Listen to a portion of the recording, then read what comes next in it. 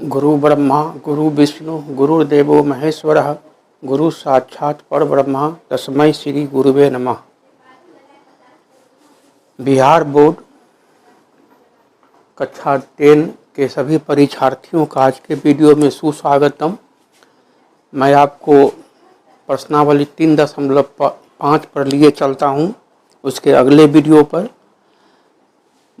वज्र गुणन विधि से आपको हल निकालना है। रैखिक समीकरण युग्म का मतलब x और y के मान को निकालना है। तो BTBC मैथ का एक्सरसाइज 3.5 का पहला प्रश्न कहता है निम्न रैखिक समीकरण के युग्मों में से किसका एक अद्वितीय हल है, किसका कोई हल नहीं है, या किसके अपरिमित रूप से अनेक हल हैं। अद्वितीय हल की स्थिति में उसे वज्र गुणन विधि से हल करो। आपको रैखिक समीकरण युग्म दिया हुआ है, पहले आपको पता करना है कि अद्वितीय हल है या कोई हल नहीं है या अपरिमित रूप से अनेक हल है। तो हम तो आपको बतलाए हुए हैं, आप रफ में समझ लीजिए एक बार फिर।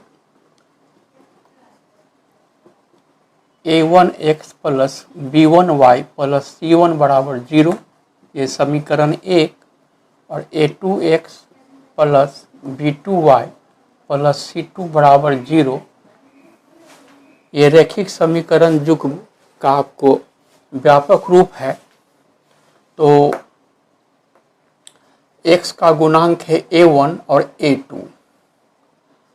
तो यदि a1 बट्टा a2 बराबर नहीं होगा b1 बट्टा b2 का, तो एक अद्वितीय हल होगा। ये पहला। दूसरा शर्त, यदि a1 बट्टा a2 बराबर b1 बट्टा b2 और ये बराबर नहीं होगा c1 बट्टा c2 का, तो कोई हल नहीं होगा।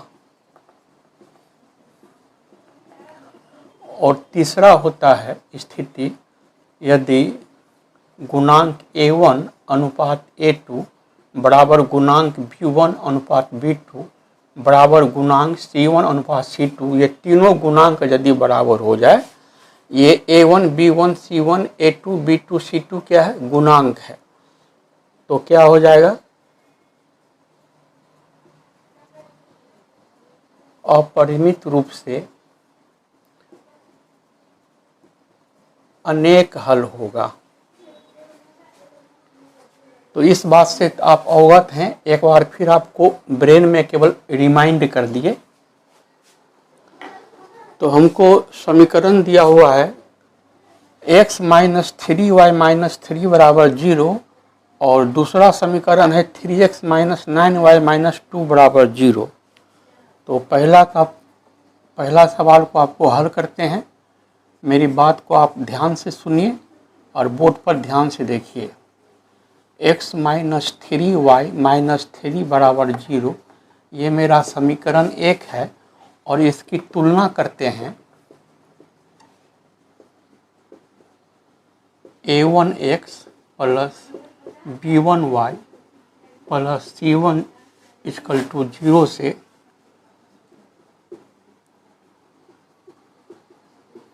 करने पर तो x के बाईं तरफ 1 छिपा हुआ है, 1x minus 3y minus 3 equal to 0। इसको करना है a1x, तो x का गुणांक 1, ये मेरा हो गया a1, y का गुणांक माइनस 3 हो गया b1, और c1 के जगह पर है माइनस 3।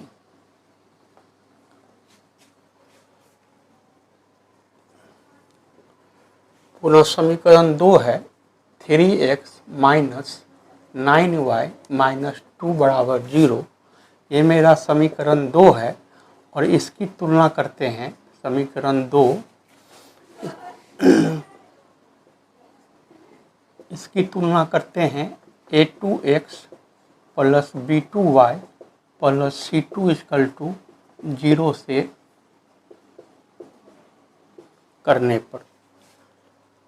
तो a2 के जगह पर है 3, B2 के जगह पर है -9 और C2 के जगह पर है -2। तो हमको गुणांक निकल गया। गुणांक A1 का मान है 1, गुणांक B1 का मान है -3 और गुणांक C1 का मान है -3।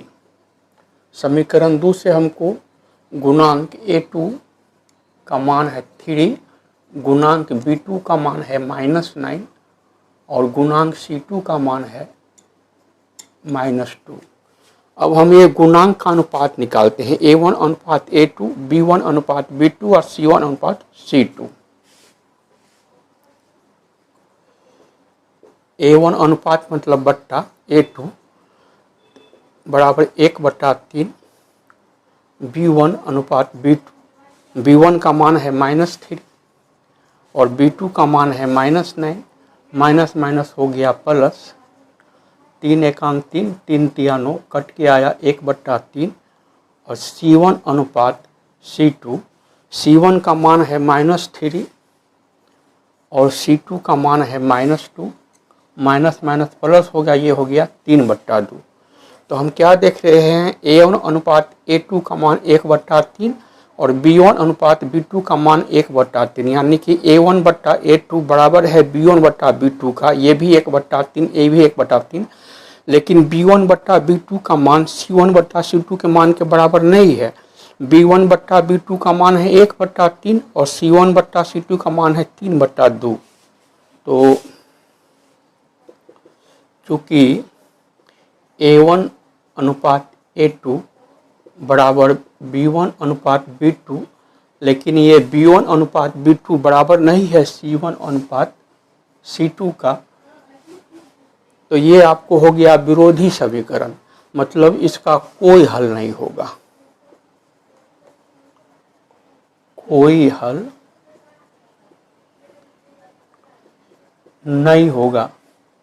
और ये आंसर हो गया, कोई हल नहीं होगा, विरोधी समीकरण है। आप ग्राफ पेपर पर दोनों का ग्राफ खींचेगा तो समानांतर रेखा चली जाएगी।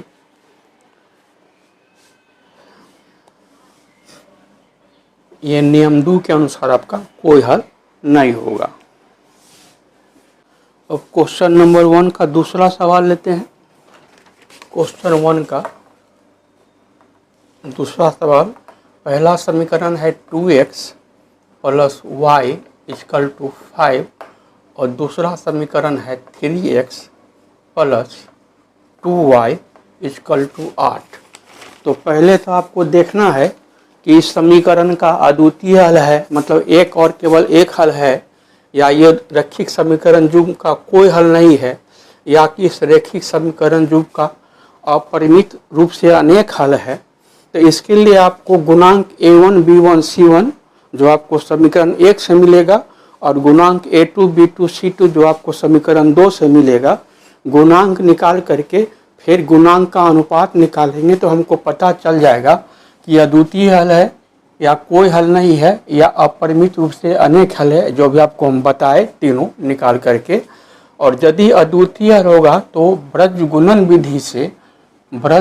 विधि से आपको हल निकालना होगा।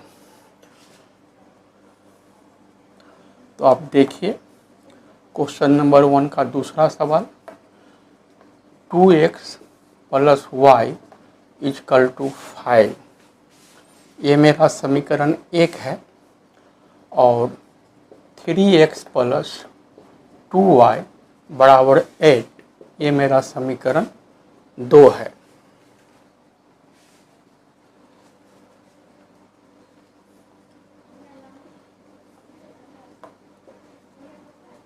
समीकरण 1 से ये है 2x + y = 5 या 2x, छोड़िए,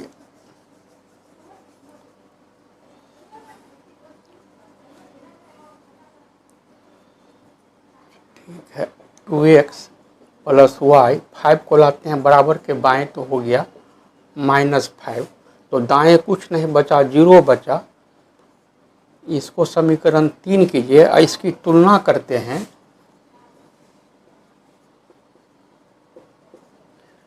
a1x प्लस b1y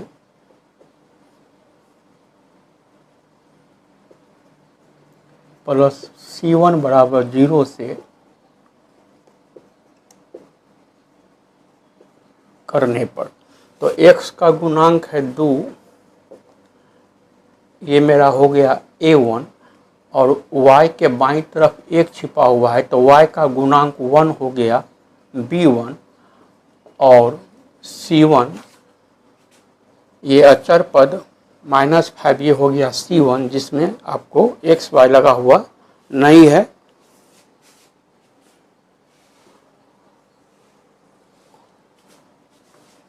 पुनः समीकरण 2 से, समीकरण 2 है 3x प्लस 2y बराबर 8, या 3x प्लस 2y, 8 को बराबर के बाएं लाया -8 हो गया बराबर 0। इसकी तुलना करते हैं a2x plus b2y plus c2 बराबर 0 से करने पर, तो x का गुणांक है 3, ये हो गया a2, y का गुणांक है 2, ये हो गया b2, ये अचर पद ये -8 हो गया c2। तो हमको गुणांक a1 b1 c1 और गुणांक a2 b2 c2 हमको प्राप्त हो गया। अब हम गुणांक का अनुपात लेंगे। इस प्रकार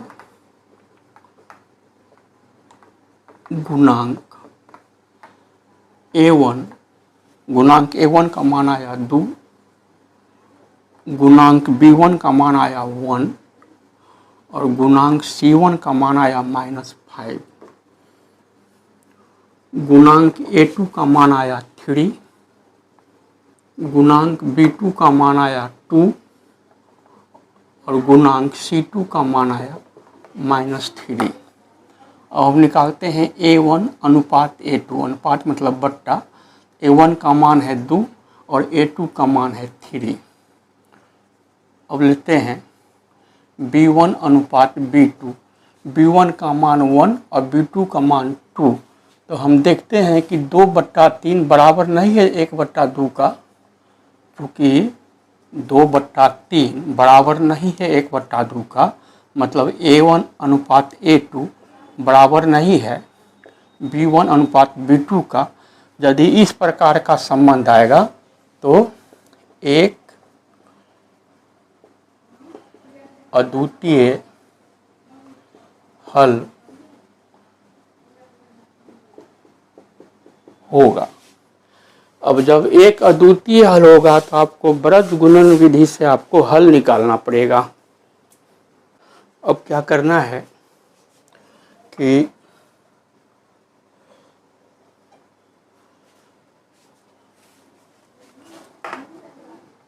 वृत्त गुणन विधि से हल निकालना है, क्योंकि हमको पता चल गया कि अद्वितीय हल है यह समीकरण युग्म का। तो आप थोड़ा रफ में समझ लीजिए।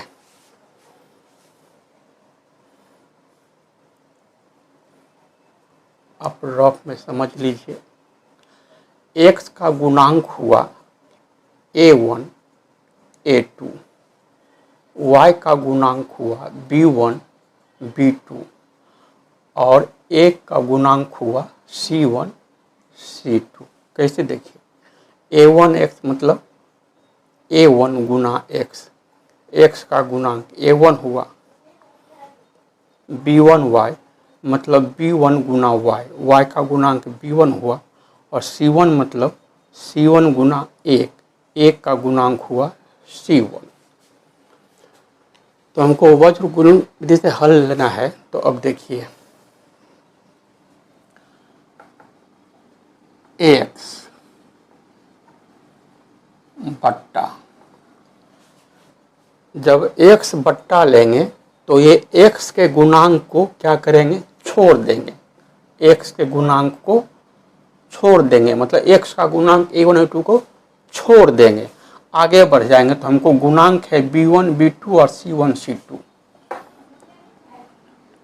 B1 B2 C1 C2। फिर आगे बढ़ जाए तो बराबर देंगे। अब x का काम हो गया, अब y बट्टा लेंगे, y बट्टा। जब y बट्टे लेंगे तो y के गुणांक को छुपा देंगे, y के गुणांक को गौण कर देंगे और आगे बढ़ जाएंगे दाएं तरफ। तो हमको गुणांक मिल रहा है C1 C2, और इसके बाद तो गुणांक है नहीं, तो जीरो चला आता है।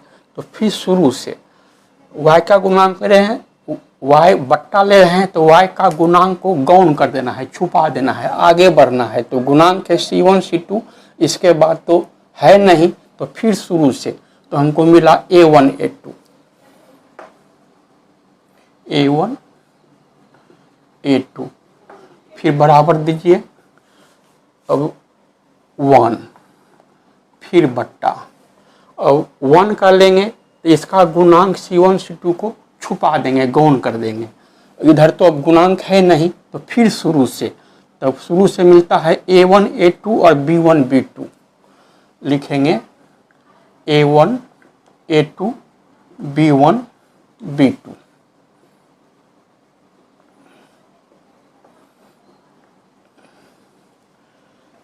और B1 का गुना करेंगे डायगोनली, तिरछा तिरछी, और B2 का करेंगे C1 से। C1 का करेंगे तिरछा तिरछी डायगोनली, और C2 का करेंगे तिरछा तिरछी A1 से। यही है वज्र गुणन, क्रॉस मल्टीप्लाई तरीका से। क्रॉस मतलब क्रॉस, यही क्रॉस हुआ,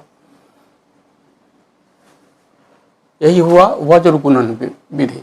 A1 का गुना A2 से, A2 का गुना B2 से। अब ये नीचे तरफ अगर तीर का चिन्ह जाएगा तब आपको लेना है गुना करके, है ना, गुणनफल को लेना है प्लस में। और यदि अपवार्ड में अगर तीर का चिन्ह जाएगा तब आपको गुणनफल को लेना है माइनस में। ये आपको रफ करके दिखला दिए। तो हम B1 का गुना कर रहे हैं C2 से, x बट्टा है, B1 को गुना किए करना है C2 से, इसको ब्रैकेट में बंद कर दीजिए। अब माइनस लेना है, क्योंकि ये तीर जा रहा है ऊपर तो माइनस हो जाएगा, ऊपर की तरफ तीर जाएगा तो माइनस ले लेना है गुणनफल को। कोष्ट दीजिए B2 गुना C1, ब्रैकेट को बंद कर दीजिए। इसके बाद है बराबर। अब y बट्टा, पहले करेंगे C1 का गुना A2 से, बड़ी कोष्ट से बंद कर दीजिए। अब C2 का गुना करेंगे A1 से, तो माइनस लेंगे, क्योंकि ये तीर मेरा जा रहा है ऊपर की तरफ। C2 गुना A1, ब्रैकेट से बंद कर दीजिए। ब्रैकेट का यूज जरूर कीजिएगा, नहीं तो आपको प्लस माइनस में मिस्टेक हो जाएगा। फिर बराबर है तो बराबर दिए। अब 1 बट्टा A1 का गुना करना है B2 से, ब्रैकेट को बंद कीजिए। अब A2 का गुना करेंगे B1 से, तो गुणनफल के पहले माइनस लगा देंगे, क्योंकि ये तीर ऊपर जा रहा है, ऊपर की तरफ तीर जाएगा तो माइनस लगा देंगे। A2 गुना B1, A2 गुना B1, ब्रैकेट बंद कर दीजिए। ये रफ किए थे आपको समझाने के लिए। अब A1 B1 C1 और A2 B2 C2 का मान मेरा निकाला हुआ है, या x बट्टा B1 का मान है 1 गुने C2 का मान है -3, बड़ी कोष्ठ से बंद किए, माइनस बड़ी कोष्ठ दीजिए B2 का मान है 2 और C1 का मान है -5। इसको छोटी कोष्ठ में रखिए। आगे बढ़ गए बराबर y बट्टा C1 का मान है -5 गुने A2 का मान है 3, ब्रैकेट बंद कर दीजिए। आगे बढ़े माइनस C2 का मान है -3 गुने A1 का मान है 2। फिर आगे बढ़े बराबर 1 बट्टा A1 का मान है 2 गुने B2 का मान है 2, ब्रैकेट में बंद कीजिए। माइनस A2 का मान है 3 गुने B1 का मान है 1।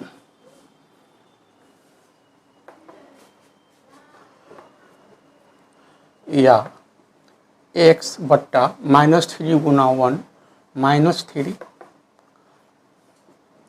-5 गुना 2 -10 बराबर y बट्टे -5 गुना 3 -15 -3 गुना 2 -6 बराबर 1 बट्टे 2 दूनी 4 घटाओ 3 एका 3। या x बट्टा -3 और माइनस हो गया +10 बराबर y बट्टा -15 माइनस हो गया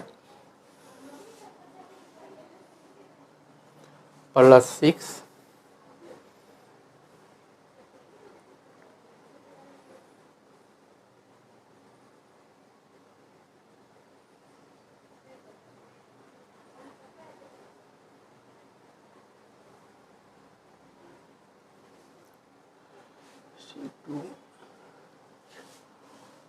बराबर 4 में से 3 गया तो 1।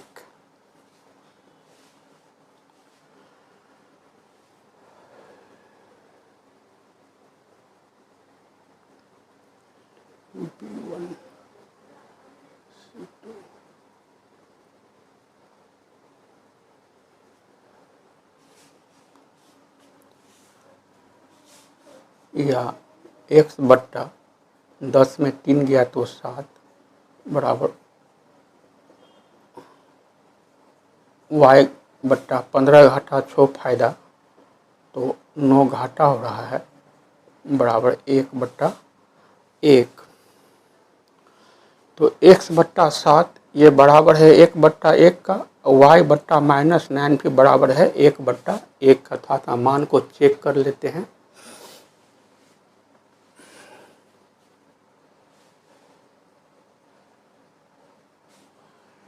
B1 का मान 1, C2 का मान -3, B2 का मान 2, C1 का मान -5। ठीक है,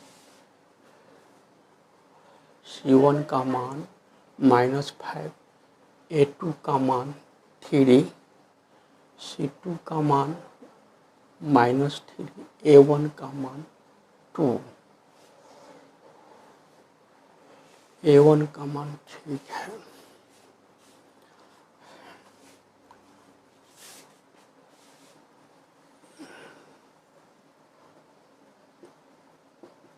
यदि x बट्टा 7 बराबर 1 बट्टा 1 तो इसको आप क्रॉस गुना कीजिएगा तो x बराबर हो जाएगा 7, x एकांग x 7 एकांग 7। और यदि y बट्टा -9 इक्वल टू 1 बट्टा 1 इसको क्रॉस गुना कीजिएगा तो आपको y का मान आ जाएगा -9। तो हमारा हल आ गया। तो हमारा इस प्रकार से हल आ गया। x का हल आ गया 7, y का हल आ गया -9 और ये आपका आंसर हो गया।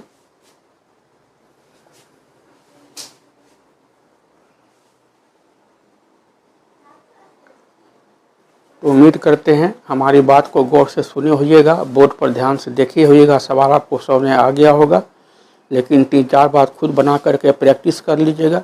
हमारे वीडियो को वॉच करने के लिए आप सबों को बहुत बहुत धन्यवाद।